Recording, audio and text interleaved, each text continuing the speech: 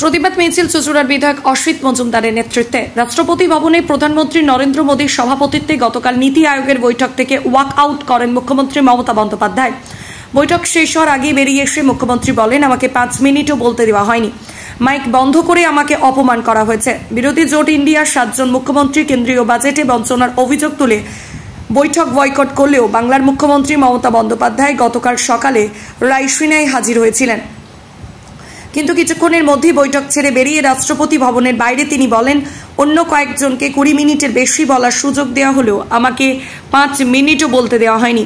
তার আগেই মাইক বন্ধ করে দেওয়া হয়। এই বঞ্চনার প্রতিবাদে আমি বৈঠক ছেড়ে চলে এসেছি। অন্ধ্রপ্রদেশের মুখ্যমন্ত্রী চন্দ্রবাবু নাইডু 20 মিনিট বলার সুযোগ পেয়েছেন বলে জানান মমতা।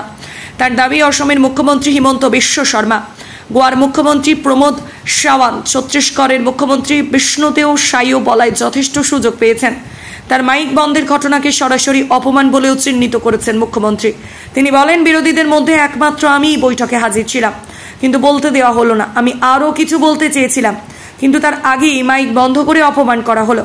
গতকাল দিল্লিতে নীতি আয়োগ বৈঠকে বাংলাকে বঞ্চনার কথা বলতেই বাংলার মুখ্যমন্ত্রী মমতা বন্দ্যোপাধ্যায় মাইক বন্ধ করে কণ্ঠরোধ ও কেন্দ্রীয় বাজেটে বাংলাকে বঞ্চনার প্রতি কেন্দ্রীয় সরকারের এই ঘৃণ্য কর্মের প্রতিবাদে আজ চুঁচুড়ার ঘড়ির মোড় থেকে চুঁচুড়া বিধানসভা তৃণমূল কংগ্রেস কমিটির পক্ষ থেকে এক প্রতিবাদ মিছিল আয়োজিত হলো। এই প্রতিবাদ মিছিলে উপস্থিত ছিলেন চুঁচুড়ার বিধায়ক অসিত মজুমদার সহ চুঁচুড়া বিধানসভার তৃণমূল কংগ্রেসের পৌরসভা, ব্লক ও পঞ্চায়েতের নেতৃত্ববৃন্দরা। হুগলি চুঁচুড়া থেকে নিউজ অগ্নির প্রতিনিধি সৌরভ আদকের রিপোর্ট। বিস্তারিত দেখুন।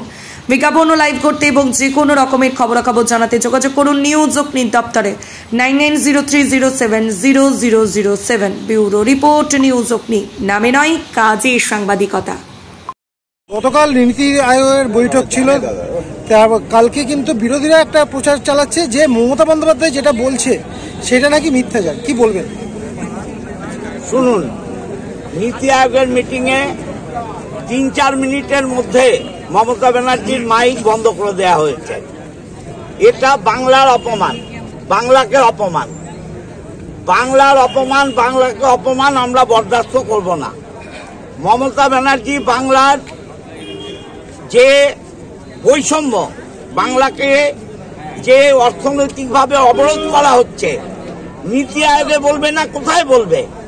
তাকে বলতেই দেওয়া হলো না। তার মানে বাংলার বঞ্চনা ওরা করবেই। তার বিরুদ্ধে আজকে তৃণমূল কংগ্রেস রাস্তায়। আমরা মমতা ব্যানার্জির অপমান, বাংলা মায়ের অপমান, বাংলা মায়ের অপমান তৃণমূল কংগ্রেস বরদাস্ত করবে না। আর বাংলাকে ভাগ করার চক্রান্ত চলছে, এটা বিজেপির পুরনো খেলা। বাংলাকে ভাগ হতেও আমরা দিচ্ছি না। রক্তের বিনিময়ে লড়বো, রক্তের বিনিময়ে লুটবো। বাংলা ভাগ কোনোভাবেই হতে দেওয়া যাবে না। বিজেপি ভাবছে বাংলাকে ভাগ করবে। বাংলা ভাগ হলে বাংলায় রক্তক্ষয়ী সংগ্রাম হবে। তার জন্য বিজেপি যেন তৈরি থাকে। এরা বাংলা বিদ্বেষী, এরা বাংলায় বাস করে বাঙালি হয়ে বাঙালি সর্বনাশ করছে, বাংলা সর্বনাশ করছে। আমরা তার বিরুদ্ধে রাস্তায় নেমেছি মানুষের আশীর্বাদ পাওয়ার জন্য। বিজেপি বলছে, বিজেপি অনেক কথা বলে।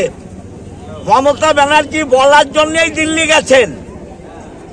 মমতা ব্যানার্জি নীতি আয়োগে বলবেন বলেই তার হাজারো কাজ ছেড়ে দিল্লি গেছেন। এটা বিজেপি চক্রান্ত, চক্রান্ত, চক্রান্ত। মমতা ব্যানার্জিকে না বলতে দিয়ে বাংলার কণ্ঠরোধ করা যাবে না।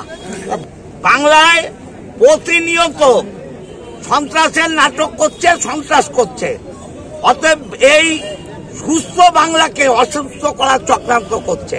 বাংলাকে ভাগ হতে আমরা দিচ্ছি না। ইন্ডিয়া জোটের সকল কোন শরিকই কালকে কিন্তু নীতি আয়োগের বৈঠকে ছিল না, একমাত্র মুখ্যমন্ত্রী গিয়েছিলেন নীতি আয়োগ বৈঠকে ইন্ডিয়া জোটের পক্ষ থেকে। দেখুন, বাংলার উন্নয়নের কথা বলবে কোথায়? নীতি আয়োগে বলতে হবে তো। তাই মমতা ব্যানার্জি গেছেন নীতি আয়োগে বলতে, তাকে বলতে দেওয়া হয়নি। এটা বাংলার উপর বৈষম্য এবং বাংলার উপর অবিচার।